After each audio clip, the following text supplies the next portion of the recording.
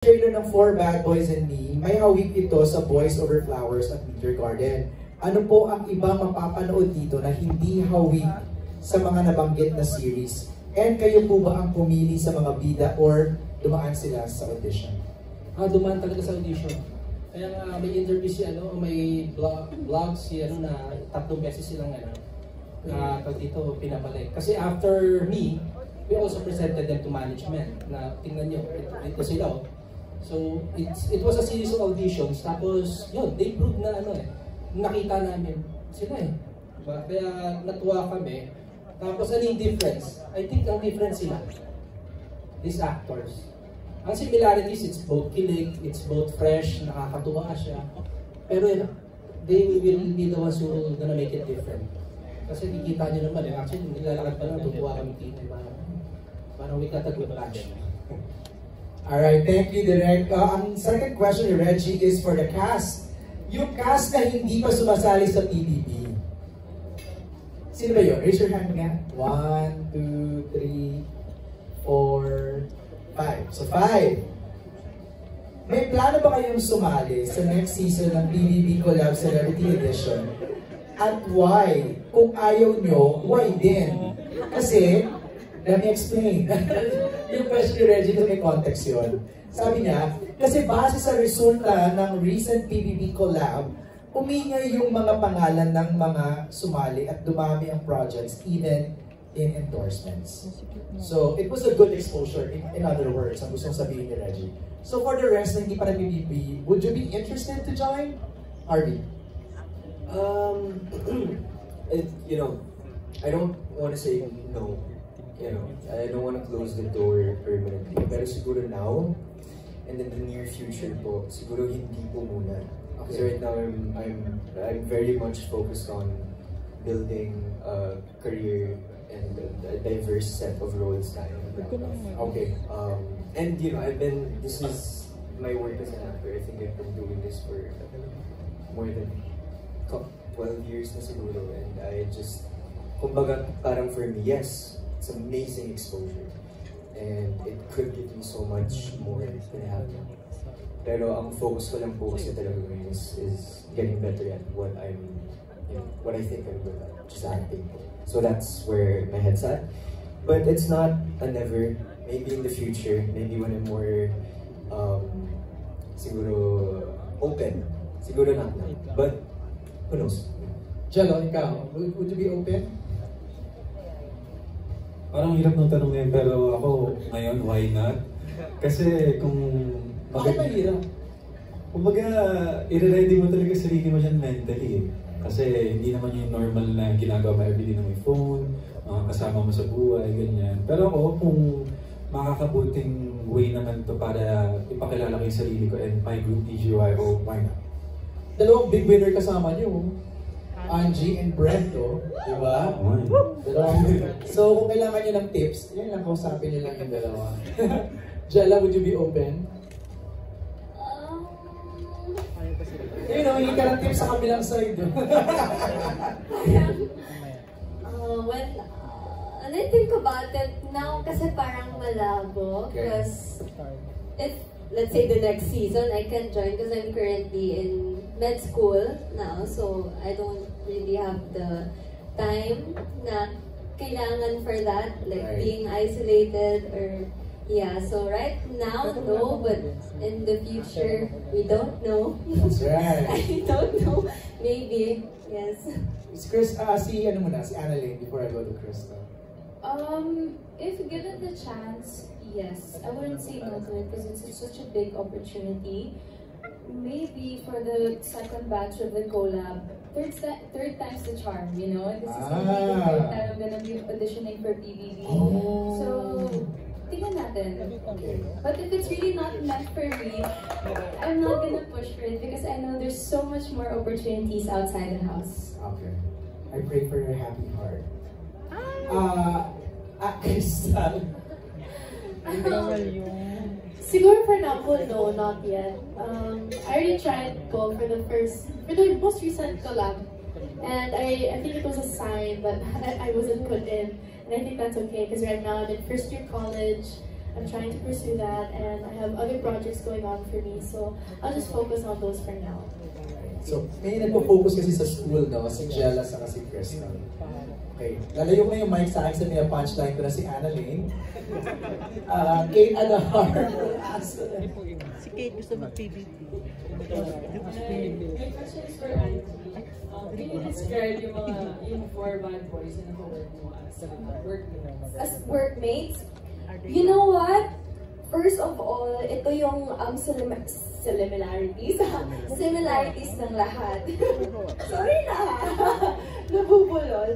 But yung similarities ng the 4 bad boys, while I am stepping out on my zone, in my comfort zone, in my bubble, I wasn't afraid to go out because they make me comfortable.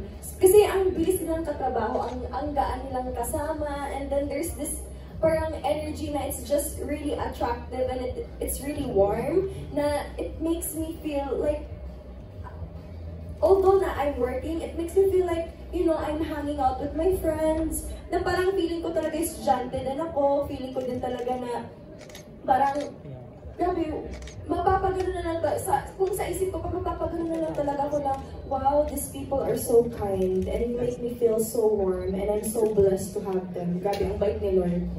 Kanina ko closest Closest sa apat, I would say si Jello kasi lagi ko ito ka-eksena eh. Dalugaw. Si Direk Dalugaw. Thank you. And for Direk,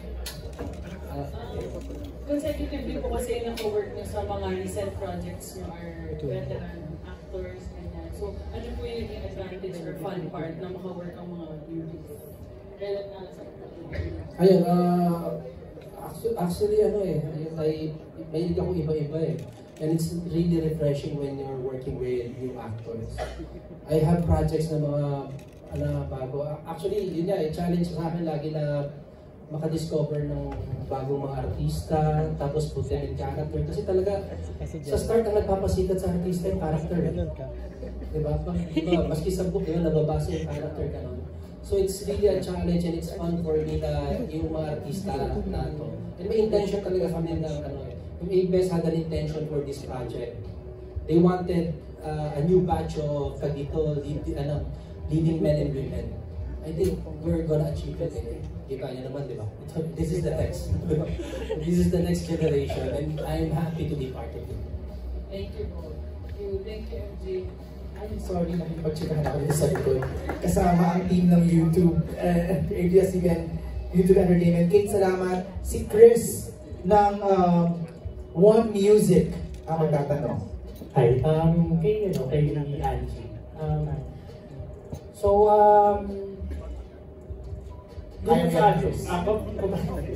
It's okay lang po. There's a balance between being a singer and being an actress. Gaano katimbang yung both field sa'yo and also at the same time, tanong mo na rin, as an actress, ano yung parang goals mo na sa bucket list? Nasa bucket list ko is to make a lot of mistakes. Because that's where I learn. And I am the kind of person who really loves to learn and who really loves to parang be good at my field. At saka hindi natin malalaman kung saan tayo mag-i-improve kung hindi tayo magkakamali. So yeah.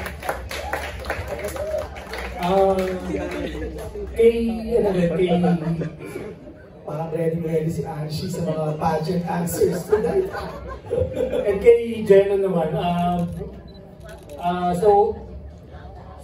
can we expect more acting gigs from you in the future? And also, based on your experience and also, yun lang pala. Actually, pwede ko na rin idagdag dyan si Jella because this is the first time that Jella's acting. So, we start with Jello first. Jello and Jella, no? Jello, can we expect more acting projects na with experience in acting? Ako po, simula pa lang una isa to sa mga pangarap ko and if given a chance na magkaroon ulit ako ng project, syempre tatanggapin natin. Jella, ikaw naman. Same with Jello, if merong opportunity, then why not? Pero if hindi naman pipilitin. But yeah, open to opportunities. Love team. Ako? Oo. May nag-react ng facial expression yung nag-iinit, di ba?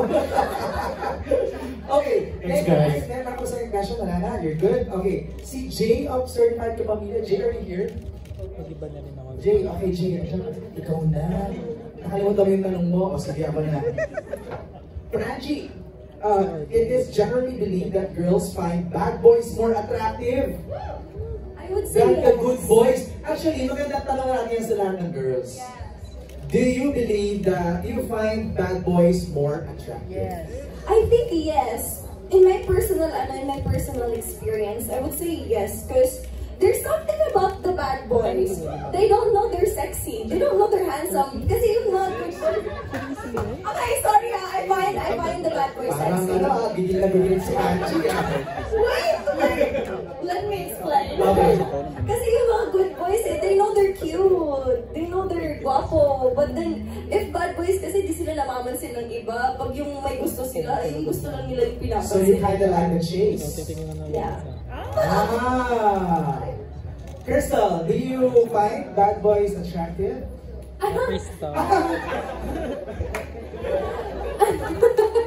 I mean, yes po, as long as he has a good heart. But kasi nasa loob yun eh. But you know, if his aura is very bad boy. Ay, parang bad boy sa iba, pero sa'yo, good boy. Yes! Ay! Perfect. Ganun pala. Annalyn, ikaw. Parang di na. Pinag-slide ko wala pa. Not really. Not I really. find medyo soft, feminine boys Oh. attractive more. Gusto ko yung makikip medyo bata-bata yung feelings. Mali. Pinipicture namin yung picture niya. No po. Pwede po mauna na. Pati mga Bunot ka classmates. ngayon, Annalyn eh. Oo, bunot ka eh. Si Jella na. Jen, ito na. Jen. Parang no. Yeah! Yeah! Kinikilig na yung mga nalito sa breast area. Jella, go. Same kami ni Ayan na parang more leaning more sa mga good boy looking. Or clean. Ay, di naman sa dirty looking or Ganito ba? others. Pero like, yung, neat looking pala. Yan. Parang, Gaya niyo. Yeah!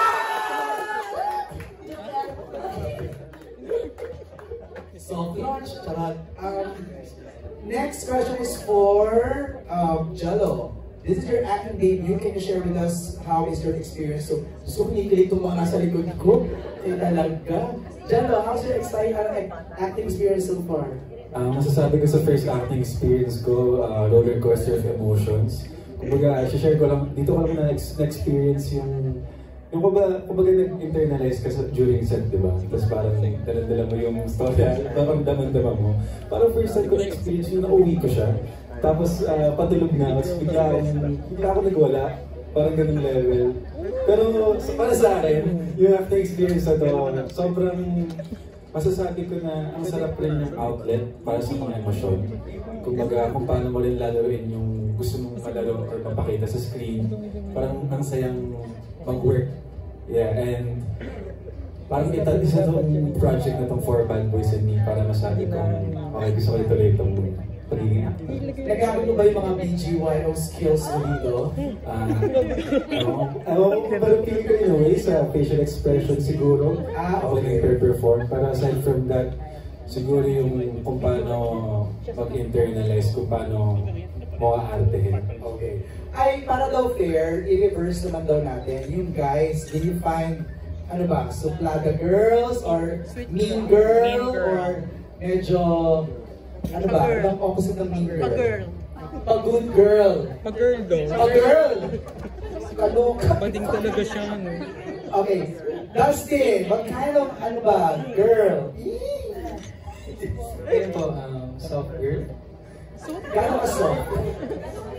Soft. Softer. Fabric conditioner. Hindi, ayun po. Kasi soft lang, candy cloud or fabric conditioner? Marshmallow.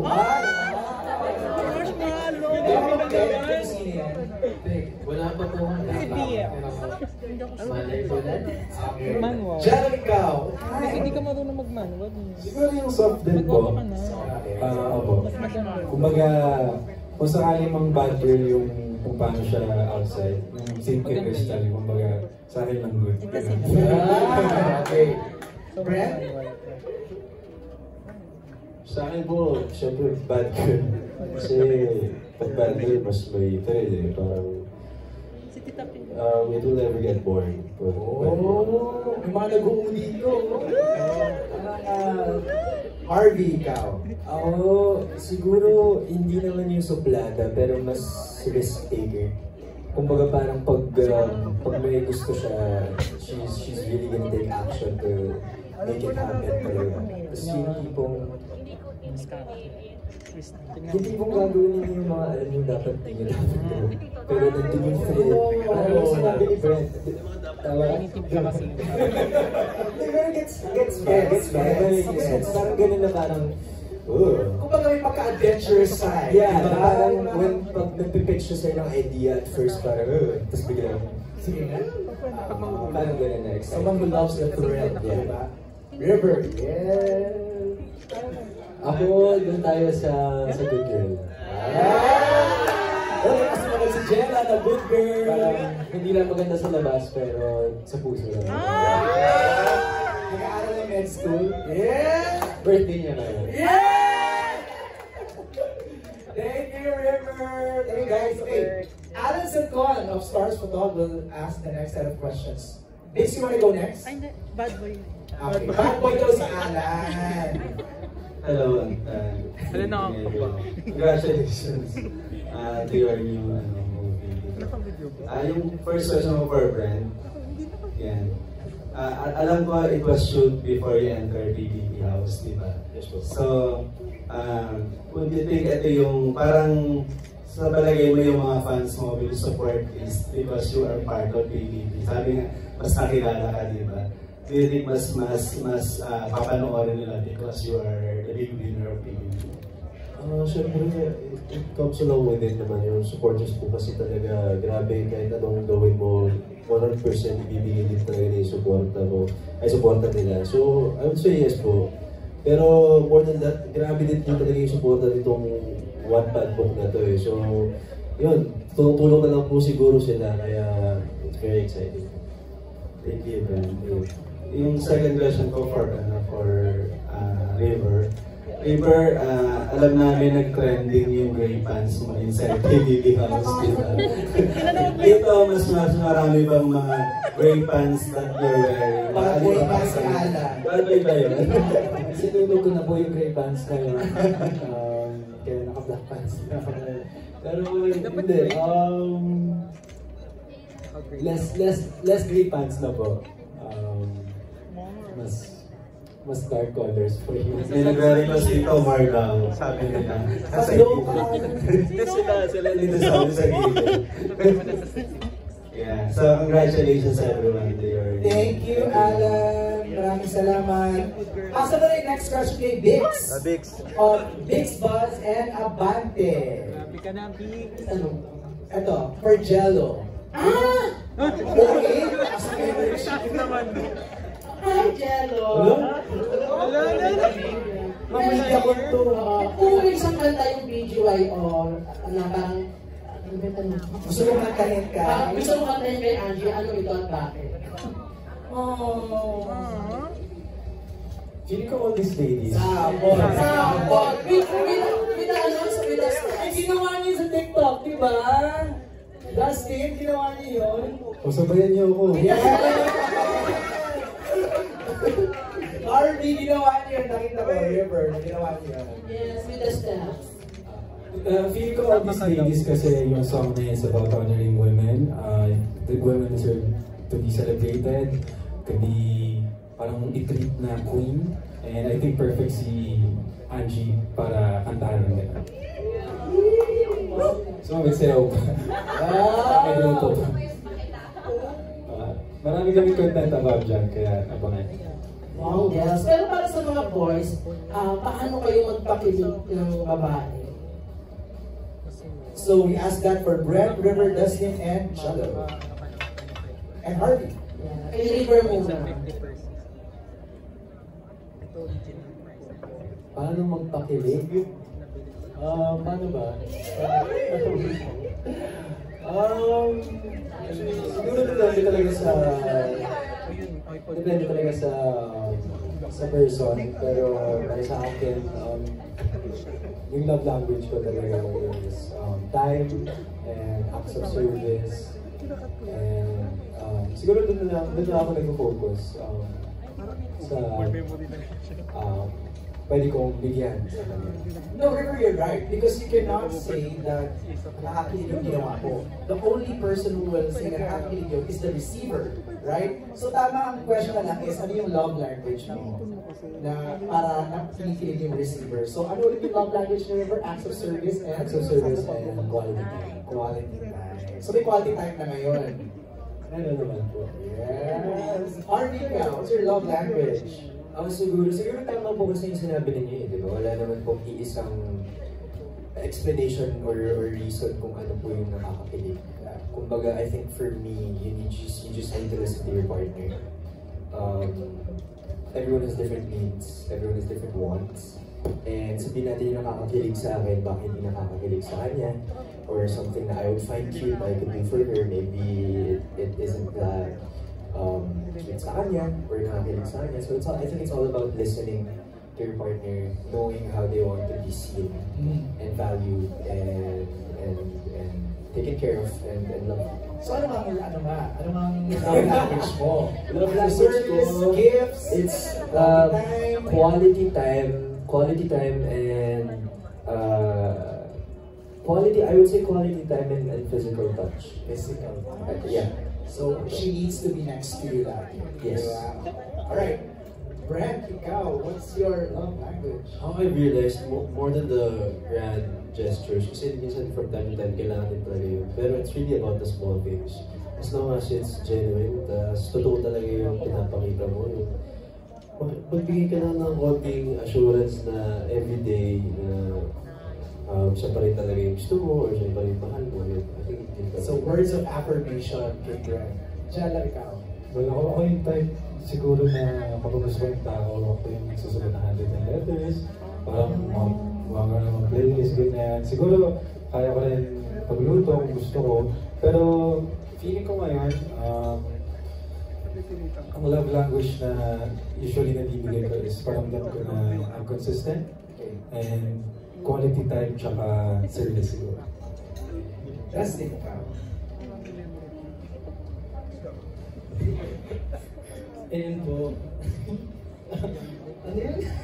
Anong love language ni Dustin? Is it words of affirmation, quality time, gifts, acts of service, physical touch? Acts of service po. And guys, kasi pag pumilig, tonti kasi ako, aminin ko na dito. Hindi ko, acts of service talaga and words of affirmation. Right. Para ma-assure. It's you're satisfied. Diba?